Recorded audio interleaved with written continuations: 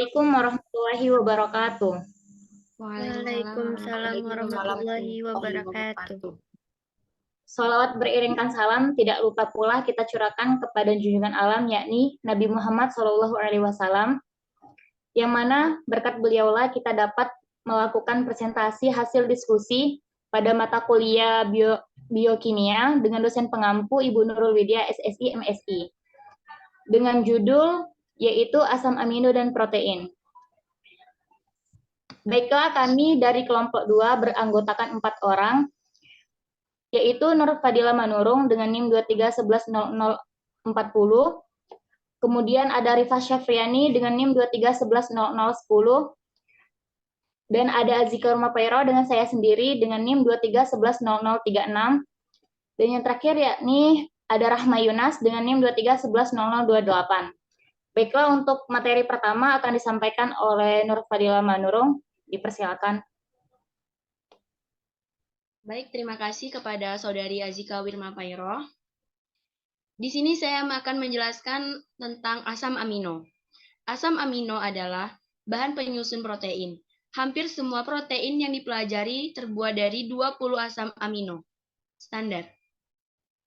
Asam amino lain juga ditemukan dalam protein, tetapi sebagian besar muncul melalui modifikasi dari 20 asam amino setelah dimasukkan ke dalam protein. Semua asam amino standar adalah asam amino kecuali prolin, suatu asam imino. Artinya, mereka memiliki gugus amino pada gugus karboksil, yaitu mereka adalah 2 asam amino. Pada pH netral atau pH sama dengan 7, baik gugus asam maupun gugus amina akan terionisasi menghasilkan apa yang disebut bentuk zwitterion. Tidak ada pH di mana struktur asam amino tidak memiliki gugus terionisasi. Baik, terima kasih. Saya kembalikan kepada moderator. Baiklah, untuk materi selanjutnya akan dibacakan oleh pemateri kedua, yaitu Rifa Syafriani. Dipersilakan. Baik, terima kasih moderator. Asam amino adalah bahan penyusun protein. Asam amino secara umum bersifat chiral, hanya bentuk L yang ditemukan dalam protein. Meskipun bentuk D dari alanin merupakan komponen penting dinding sel bakteri, semua asam amino bersifat chiral kecuali glisin. Asam amino hidrofobik. Imina siklik prolin. Prolin memiliki struktur cincin imina yang tidak biasa atau amina sekunder, di mana gugus amina terminal sebenarnya dimasukkan ke dalam rantai samping. Hal ini menyebabkan perubahan pada struktur sekunder suatu protein. Residu hidrofobik sering ditemukan pada protein yang terikat membran, dan residu aromatik berkontribusi terhadap penyerapan protein pada 280 nm, yang merupakan metode penting dalam kuantifikasi protein. Alanine adalah asam amino yang tidak peduli, seringkali muncul ketika tidak ada hal yang menarik terjadi. Asam amino bersifat polar. Asam amino polar adalah asam yang tidak bermuatan pada pH fisiologis, namun cukup polar karena adanya gugus alkohol atau amino, seperti alkohol, treonon, amida, asparagin. Asam amino bersifat basah. Asam amino basah adalah asam yang dapat menerima proton. pK mengacu pada disosiasi proton dari gugus amina bermuatan positif atau terprotonasi, seperti histidin, yaitu imidazol, amina, lisin. Mungkin itu saja dari saya kembalikan ke moderator. Baik, saya ucapkan terima kasih untuk pemateri kedua. Selanjutnya, untuk materi asam amino yang bersifat asam, akan dibacakan oleh pemateri ketiga, yaitu Rahma Yunas. Dipersilakan. Terima kasih kepada moderator. Baik, saya akan melanjutkan materi asam amino yang bersifat asam, yaitu asam amino yang bersifat asam adalah asam karboksilat, ditambah tiol atau sistein, dan fenol atau tirosin dengan gugus SH atau OH yang dapat dipisahkan meliputi asam asparat, asam glutamat, sistein, dan fenol. Kemudian tirosin. Garam natrium dari asam glutamat merupakan MSG penambah rasa. Sistein mampu membentuk dimer. Jembatan disulfida ini yang membingungkan dikenali sebagai sistein. Bertanggung jawab atas banyak struktur protein tersier. Asam amino bermuatan asam atau basa dan polar sering terlibat dalam katalis, membentuk produk kovalen dengan substrat.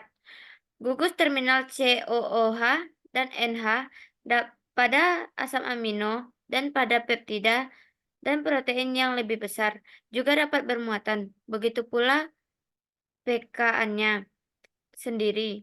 NH3+ memiliki pKa dari C 9,5,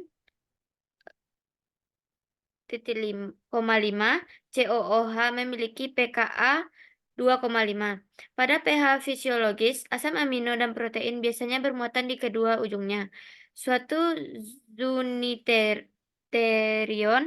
selain asam amino yang terdapat pada protein, sel juga mengandung sejumlah asam amino lain yang biasanya tidak ditemukan pada peptida. Ini termasuk ornitine, zat antara penting dalam siklus urea, selenocystein, komponen yang sangat langka dari beberapa protein, dan homocystein, metabolisme sulfur.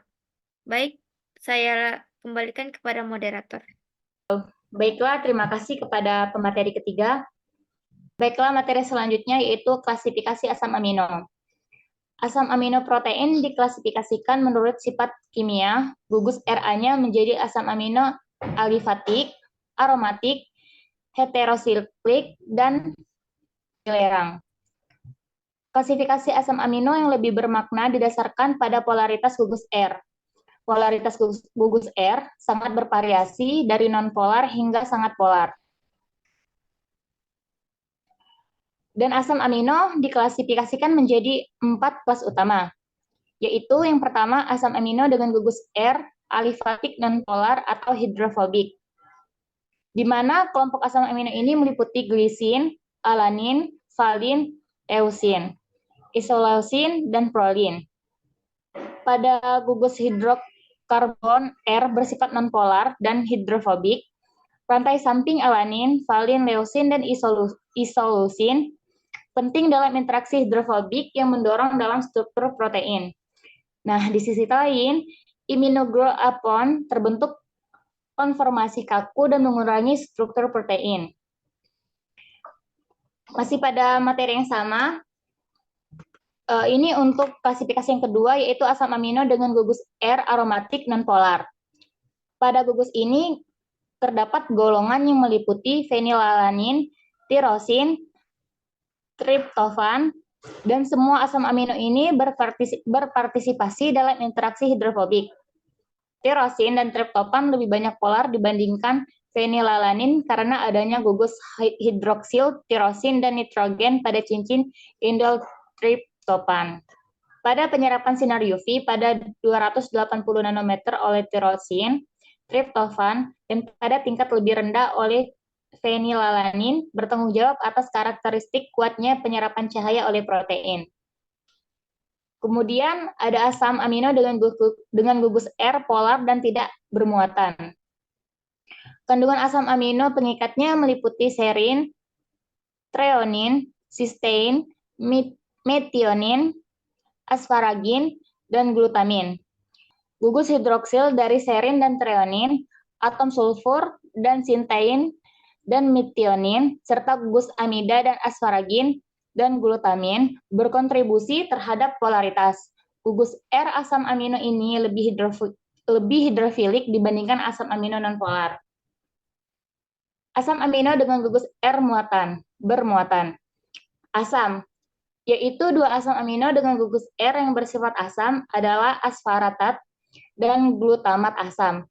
Asam amino ini memiliki muatan negatif bersih pada pH 7.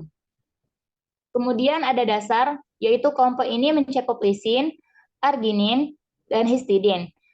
Pada gugus R mempunyai muatan positif bersih pada pH 7. Lisin memiliki gugus amino kedua, arginin memiliki gugus guanidino yang bermuatan positif, dan histidin memiliki imidazol kelompok. Baiklah, untuk materi selanjutnya akan dibacakan oleh materi pertama. Saya persilakan. Baik, terima kasih kepada moderator. Baik, di sini saya akan membacakan materi tentang asam amino esensial. Sebagian besar organisme prokariotik dan eukariotik tanaman mampu mensintesis semua asam amino yang ada dalam protein. Asam amino yang lainnya diperlukan untuk fungsi normal tubuh, tetapi tidak dapat disintesis dari zat antara metabolik disebut dengan asam amino esensial.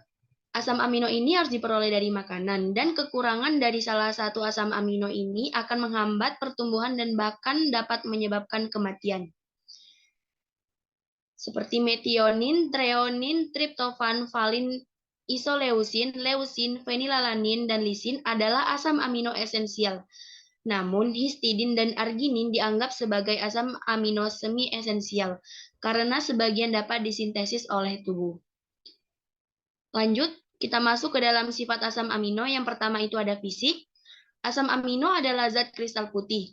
Kebanyakan dari mereka larut dalam air dan tidak larut dalam pelarut organik nonpolar, seperti kloroform dan ether. Yang kedua ada asam amino alifatik dan aromatik, khususnya yang memiliki beberapa atom karbon. Memiliki kelarutan terbatas dalam air, tetapi mudah larut dalam pelarut organik polar. Yang ketiga, mereka bahkan titik leleh tinggi yang bervariasi antara 200-300 derajat Celcius atau bahkan lebih. Rasanya hambar, manis, atau pahit. Beberapa memiliki rasa yang enak. Keempat, asam amino bersifat amphoter karena mengandung gugus asam COOH dan basa NH2. Asam amino yang mempunyai muatan positif dan negatif disebut zwitterion. Dan yang terakhir, isomerisme semua asam amino kecuali prolin. Yang terdapat dalam protein adalah asam A-amino, karena gugus NH2 terikat pada atom karbon A, yang berada di sebelah gugus COOH. Baik, untuk materi selanjutnya akan dibacakan oleh pemateri kedua.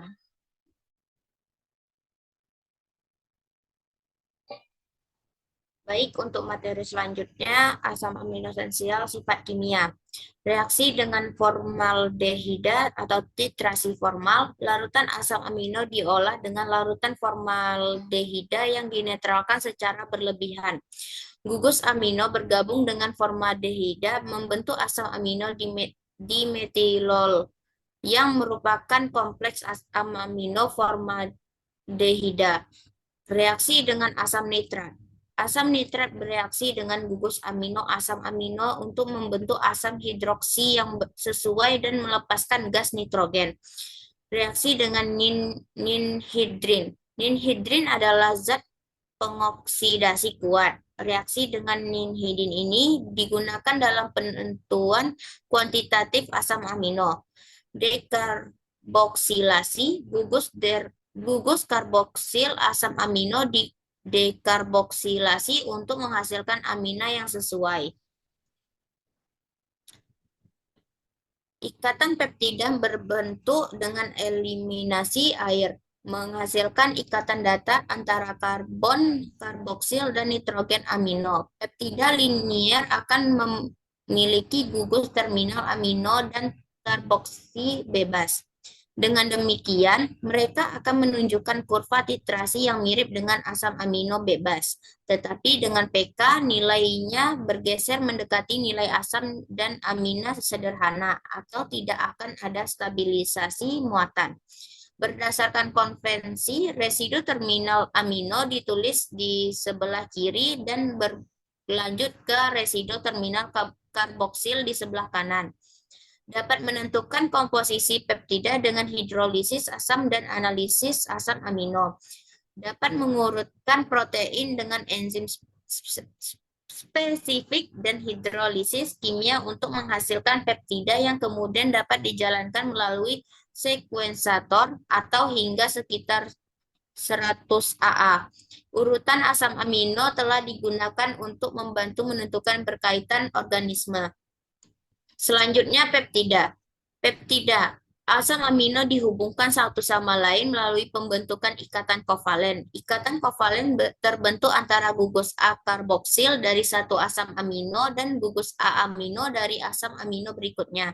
Ikatan yang terbentuk antara karboksil dan gugus amino setelah eliminasi molekul air disebut ikatan peptida dan senyawa yang terbentuk adalah peptida.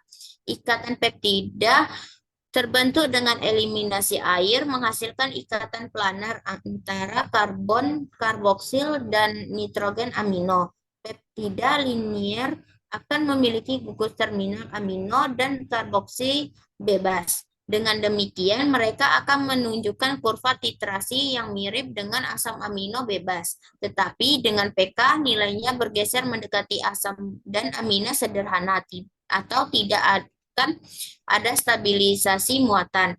Berdasarkan konvensi, residu terminal amino ditulis di sebelah kiri dan berlanjut ke residu terminal karboksil di sebelah kanan. Dapat menentukan komposisi peptida dengan hidrolisis asam dan analisis asam amino. Dapat mengurutkan protein dengan enzim spesifik dan hidrolisis kimia untuk menghasilkan peptida yang kemudian dapat dijalankan melalui sekuensator. Baik, untuk materi selanjutnya akan dibacakan sama pemateri ketiga. Baik, terima kasih. Selanjutnya saya akan membacakan tentang klasifikasi protein. Yang pertama yaitu protein sederhana. Klasifikasi protein berdasarkan kelarutan dan komposisinya. Protein sekali lagi dibagi menjadi 3 kelompok utama sebagai protein sederhana, terkonjugasi, dan turunan. Yang pertama protein sederhana. Protein sederhana menghasilkan hidrolisis, hanya asam amino. Protein-protein ini selanjutnya diklasifikasikan berdasarkan kelarutannya dalam pelarut yang berbeda serta kemampuan koagulabilitas panasnya. Yang pertama albumin. Albumin mudah larut dalam air, asam encer dan basa dan terkoagulasi oleh panas. Protein biji mengandung albumin dalam jumlah lebih sedikit. Albumin dapat diendapkan dari larutan menggunakan konsentrasi garam yang tinggi. Suatu proses yang disebut salting out. Mereka kekurangan glisin. Contoh serum albumin dan ovalbumin atau putih telur. Yang kedua, globulin. Tidak larut atau sedikit larut dalam air, namun kelarutannya tidak meningkat pesat dengan penambahan garam netral seperti natrium klorida. Contohnya serum globulin dan fibrid nadi. Yang ketiga, prolamin. Tidak larut dalam air tetapi larut dalam alkohol berair 70-80%. Setelah hidrolisis, mereka menghasilkan banyak nitrogen prolin dan amida. Mereka kekurangan lisin, contohnya gliadin gandum dan zein jagung. Berikutnya yaitu glutelin. Tidak larut dalam air dan alkohol, absurd, tetapi larut dalam basa encer dan asam. Mereka adalah protein nabati. Contohnya adalah gluten gandum. Berikutnya yaitu histon, adalah protein basa kecil dan stabil serta mengandung asam amino basa. Histidin dalam jumlah yang cukup besar, mereka larut dalam air, tetapi tidak larut dalam amonium hidroksida. Selanjutnya protamin, adalah protein yang paling sederhana. Mereka larut dalam air dan bersifat tidak terkoagulasi oleh panas. Mereka bersifat mendasar karena kehadirannya yang besar sejumlah arginin. Berikutnya klasifikasi protein. Protein terkonjugasi. Protein terkonjugasi atau senyawa adalah protein sederhana yang dikombinasikan dengan beberapa zat non-protein yang dikenal sebagai kelompok prostetik. Sifat gugus non-protein atau prostetik menjadi dasar subklasifikasi protein terkonjugasi. Yang pertama, nukleoprotein. Nukleoprotein adalah protein basa sederhana atau protamin atau histon dalam kombinasi garam dengan asam nukleat sebagai gugus prostetik. Mereka adalah unsur penting dari inti dan kromatin. Yang kedua, mukoprotein. Protein ini terdiri dari protein sederhana yang dikombinasikan dengan karbohidrat seperti mukopolisakarida yang meliputi asam hyaluronat dan kondroitin sulfat. Pada hidrolisis, mukopolisakarida menghasilkan lebih dari 4% gula amino, heksosamin, dan asam unorat. Misal ovumukoid dari telur putih. Yang ketiga, kromoprotein. Ini adalah protein yang mengandung gugus prostetik berwarna misalnya hemoglobin, flavoprotein, dan sitokrom. Selanjutnya yaitu lipoprotein. Ini adalah protein yang terkonjugasi dengan lipid seperti lemak netral, fosfolipid, dan kolesterol.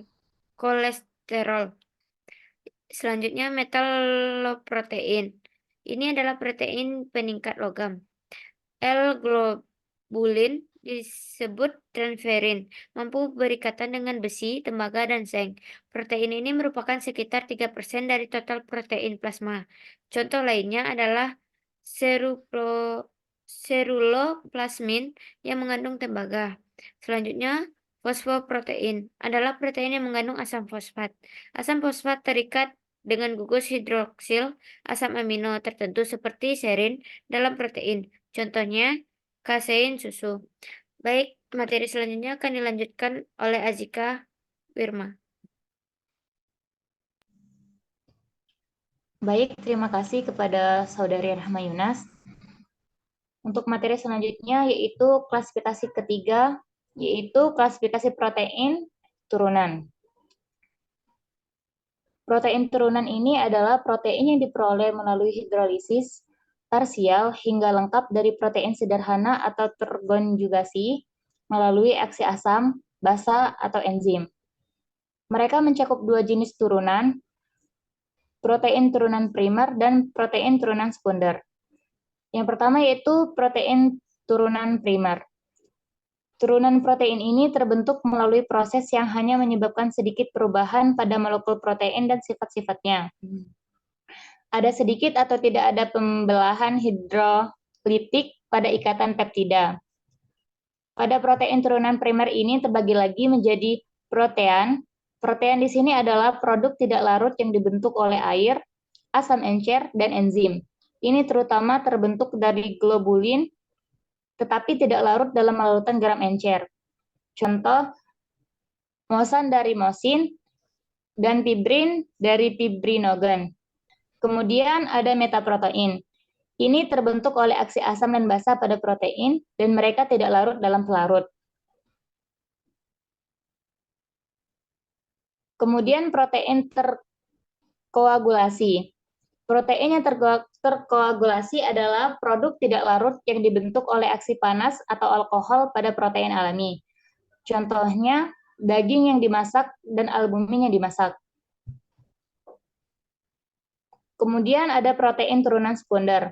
Protein ini terbentuk dalam pembelahan hidrolitik progresif dari ikatan peptida molekul protein. Mereka secara kasar dikelompokkan menjadi proteosa, pepton, dan peptida menurut berat molekul rata-rata. Proteosa adalah produk hidrolitik protein yang larut dalam air dan tidak terkoagulasi oleh panas. Pepton merupakan produk hidrolitik yang memiliki struktur lebih sederhana dibandingkan proteosa. Mereka larut dalam air dan tidak menggumpal oleh panas. Peptida terdiri dari asam amino yang relatif sedikit. Mereka larut dalam air dan tidak menggumpal oleh panas. Kemudian konformasi protein. Konformasi protein ini yaitu suatu protein mengacu pada struktur 3 dimensi dalam keadaan aslinya. Ada banyak kemungkinan konformasi berbeda untuk mol 4 jenis organisasi struktural dapat dibedakan dalam protein, yaitu struktur primer, Urutan linear atau urutan residu asam amino terikat pada peptida di ujung N, atau jenis ikatan karakteristik kovalen. Pada struktur primer protein mengacu pada jumlah asam amino dan urutan ikatan kovalennya. Hal ini juga mengacu pada lokasi jembatan disulfida jika ada dalam rantai polipeptida. Masih pada konformasi protein, yaitu terdapat struktur sekunder, di mana pada hubungan sterik residu di sekitar struktur primer yang menimbulkan keteraturan konformasi lokal. Struktur ini dipertahankan oleh ikatan hidrogen antara ikatan peptida oksigen, karbonil, dan hidrogen amino. Elemen struktur sekunder utama adalah helix dan untai beta, atau jenis ikatan karakteristik hidrogen. Kemudian struktur tersier, hubungan sterik dari residu-residu yang jauh pada deret primer. Pola lipatan keseluruhan dari suatu molekul yang terikat secara kovalen. Ini juga termasuk jenis ikatan karakteristik hidrofobik. Lainnya yaitu hidrogen, pasangan ion, van der Waals, disulfida. Selanjutnya struktur quarter, asosiasi dua atau lebih protein independen melalui kekuatan non-kovalen. Unit peptida individu dari protein ini adalah disebut sebagai subunit, dan mereka mungkin identik atau berbeda satu sama lain. Dan jenis ini yaitu jenis ikatan karakteristik hidrofobik, lainnya hidrogen, pasangan ion, van der Waals. Baiklah, materi selanjutnya akan dibacakan oleh pemateri pertama. Baik, kita lanjut materinya. Di sini kita akan membahas sifat fisika dan sifat kimia dari protein. Yang pertama ada sifat fisika. Sifat fisika dari protein. Protein ini murni umumnya tidak berasa, meskipun rasa yang dominan. Hidrolisit protein rasanya pahit. Protein murni tidak berbau. Dan yang ketiga, karena ukuran molekulnya yang besar, protein ini menunjukkan banyak sifat yang bersifat koloid. Keempat, protein, contoh dari protein seperti amino, bersifat amfoter dan mengandung gugus asam dan basa. 5. Mereka memiliki kelompok bermuatan listrik dan karenanya bermigrasi dalam medan listrik. 6.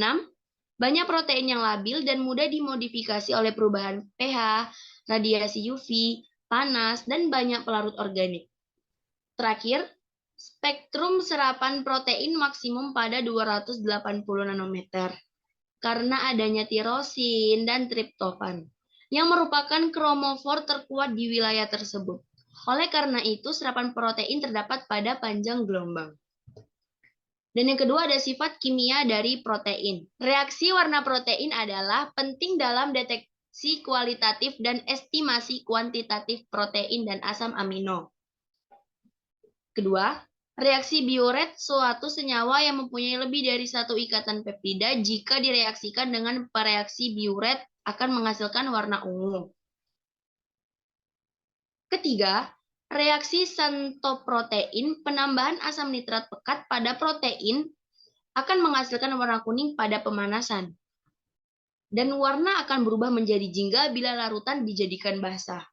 Noda kuning pada kulit akibat asam nitrat adalah akibat dari reaksi santoprotein ini. Hal ini disebabkan oleh nitrasi cincin fenil asam amino aromatik. Terakhir ada reaksi Hopkins-Cole. Cincin indol triptofan bereaksi dengan asam asetat glasial dengan adanya asam sulfat pekat dan membentuk produk berwarna ungu. Baik, lanjut kepada materi mioglobin dan hemoglobin. Yang pertama ada mioglobin atau dengan singkatan M besar B kecil. Mioglobin adalah 153 residu protein globular dalam keluarga globin. 8 helix membentuk struktur tersien domain tunggal atau lipatan mioglobin. Sekitar 80% helix yaitu tinggi untuk protein globular. Mioglobin berfungsi menyimpan dan memperlancar difusi oksigen dan oksigen berikatan dengan GRP prostetik hem. 2. Protoporfirin 9. FO173 garis miring 557, 6 ligan adalah nitrogen heme. Nitrogen hem. Dan seperlimanya adalah nitrogen histidin. Dan yang kedua ada hemoglobin atau H besar B kecil Hb. Hemoglobin adalah protein oligomer beta-beta. Struktur kuaternernya terdiri dari tetramer subunit seperti mioglobin. Kedua jenis rantai tersebut sedikit lebih pendek dari rantai mioglobin, yaitu 141 residu asam amino, betanya 146 residu asam amino. Baik, itulah materi saya sampaikan tadi. Saya kembalikan kepada moderator.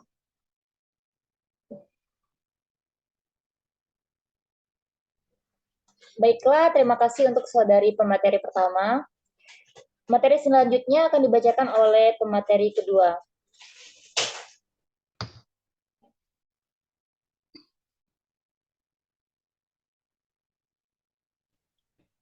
Baik, terima kasih. Materi selanjutnya adalah alosterisme dan regulasi.